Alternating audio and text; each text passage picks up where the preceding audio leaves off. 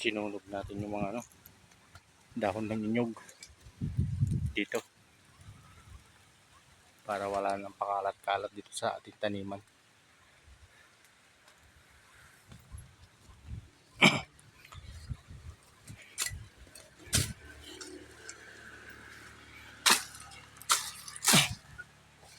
Ito na pala yung aking tinamnan ng sitaw.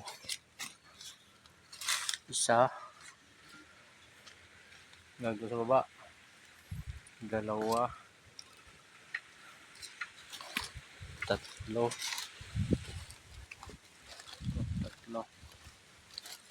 apat, lima,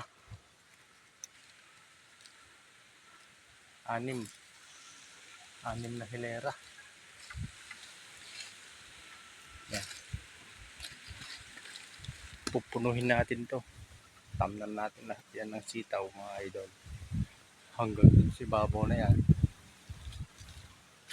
Hanggang dyan sa kabila.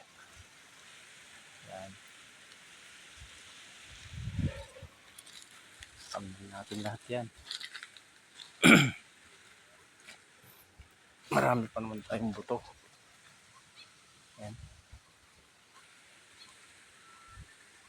Okay. Pag namatay naman yun, kawayan. Tama-tama. Hindi na maliliman yung mga pananim natin. Maagnas na yan.